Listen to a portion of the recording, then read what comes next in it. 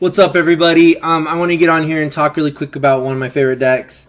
Late last year, I made two decks. I did a mill deck, and I made a greased the Hunger Tide deck, and I love this deck. It's an insect deck. It works really well. I don't think grease decks. I think if you're gonna make a grease deck, they're pretty common. They're gonna be similar. There's not like a lot of variation to a grease deck. I've only seen one other grease deck, but I know it's a pretty popular planeswalker, right? So, a big card that goes really well with greased is Agatha's Soul Cauldron.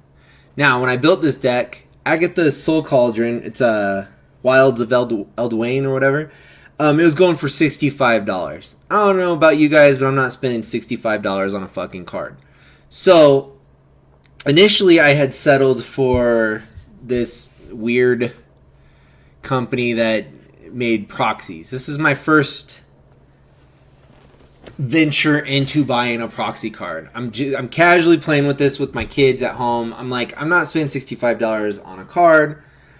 But it kind of sucks because I have a really cool insect deck, and when I want to like play with like actual like Magic players, my kids are playing Magic legitimately, but like I don't feel comfortable pulling this deck out, right? So I got this proxy. This is my first proxy I ever bought, and it's hideous. It's not a very good proxy. It's a weird feel to it. So I ended up kind of like looking into proxies a little bit more. I ended up making a deck. If you've been watching the show at all, I made my own deck.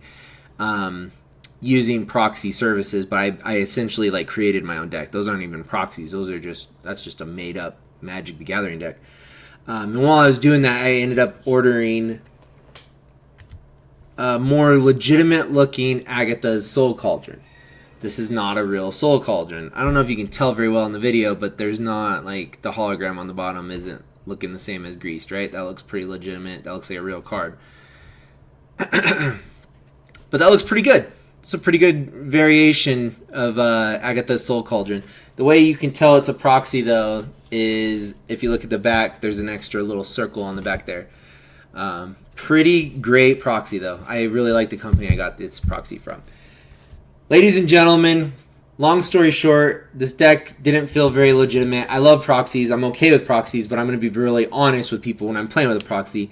And it kind of takes the wind out of your sails when you're like, yeah, I got this 50 cent version of a $65 card because I'm too cheap. So I'm finally done with these. Guys, much less than $65. I ended up getting a real life Agatha's Soul Cauldron, like substantially less than $65. Enough to where I was like, well, finally my grease deck is going to be legitimate. I'm so happy about this. It looks pretty fucking real to me. Got it from TCG. I'm a happy boy. So with that, the grease deck has become a legitimate EDH deck. All real cards now. I'm not ready to show you what's in here yet. But if you want to play me on Spell Table, I'm really itching to play with my grease deck. So find out. Come find out what's in there. That's it. Thank you guys for watching. We'll be back soon. David and I are going to probably be watching a movie this Saturday, too. So if you want to catch a horror movie with us, a less common horror movie, some of you may have seen it. I'm not telling you what it is yet, but come check that out on Saturday. Thank you guys for watching. I'm going to go lay on my ass. I just worked all day.